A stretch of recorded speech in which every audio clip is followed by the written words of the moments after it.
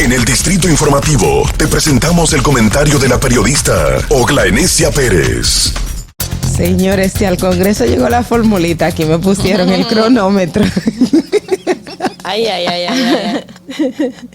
La verdad. Pero vamos a un tema ya. Miren, quise tomar de pie de amigo, básicamente un artículo publicado hoy por Doris Pantaleón en el periódico Listín Diario, referente al déficit de sangre en República Dominicana que supera las 25,000 unidades. Y le digo que lo quise tomar porque también, hay otro artículo de Tania Molina que se publicó en el año 2021 específicamente, o el año pasado, wow, yo pensaba que era un poquito más atrás, sobre todo relacionado a las mafias o a una mafia para la venta de sangre en República Dominicana. ¿Y por qué los dos elementos? Los dos elementos porque todo el que ha tenido un pariente o alguien cercano que ha la necesidad de ser transfundido, o sea, de buscar sangre, que necesita la donación de sangre, se da cuenta de todo el viacrucis que tiene que pasar una familia para conseguir una pinta de sangre. Una pinta de sangre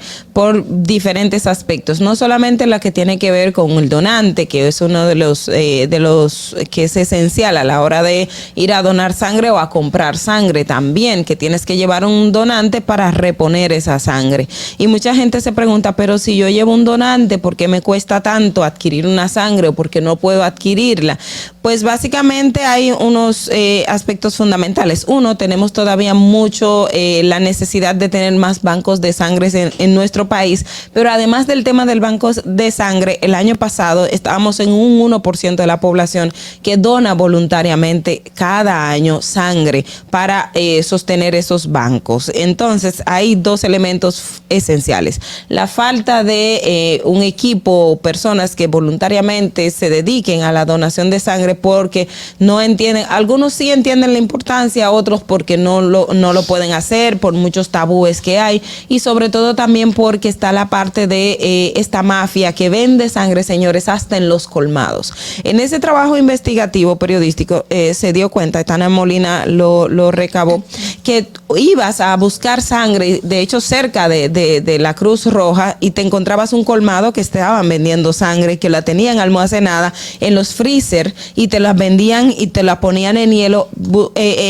Esto contra todos los protocolos, y además que es una sangre que ya no es apta porque no, la cadena y todo el procedimiento que tienen que llevar no se cumple. Entonces, luego de esto fue muy tímido el aspecto de la reacción del Ministerio Público y de las autoridades en torno a esta mafia, y de verdad que al ver este artículo en el día de hoy me queda otra vez la duda de qué ha pasado con esta mafia que se dedica al tema de la venta de sangre, que eso es penalizado porque no se permite vender sangre. O sea, la sangre no se debe vender, es igual que el tema de los órganos no se deben vender porque eso está claramente establecido en las diferentes legislaturas o protocolos internacionales, leyes que tengamos en nuestro país y fuera del país. Entonces, la parte de la donación de sangre definitivamente es necesario incentivarla, pero también procurar que las personas, cómo se va a mantener esa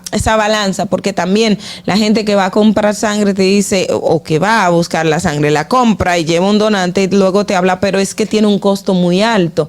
Hay quienes hablan de que el costo tiene mucho que ver por todo lo que implica el tratamiento a esa sangre, de la cadena de frío y muchísimos otros elementos. En el día de hoy básicamente mi llamado está no solamente a las autoridades en el cuanto a mejorar las condiciones y tener más espacios y unidades para la donación de bancos de sangre en nuestro país, que esto necesita una infraestructura, claramente está, pero es muy penoso que usted tener una persona que está en el sur o en el este, en una de las provincias, unas comunidades muy lejanas, que tenga que pasar todo un vía crucis para obtener una sangre porque no se le encuentra, y no se encuentra porque hay estas políticas públicas necesitan mejorarse en cuanto a esta parte. Si estamos hablando de la donación de órganos, que hay mucha debilidad, pues la donación de sangre, que es algo muy más fácil, o el tema de tener los bancos de sangre que qué sé yo creo que con una campaña mucho más agresiva, con mejor inversión, mejores recursos, podríamos lograr aumentar ese 1% de personas que dona sangre anualmente a por lo menos un 5%, y que también el tema de la mafia se puede establecer unas reglas claras para que la gente no se sienta estafada. Fernando. Distrito Informativo.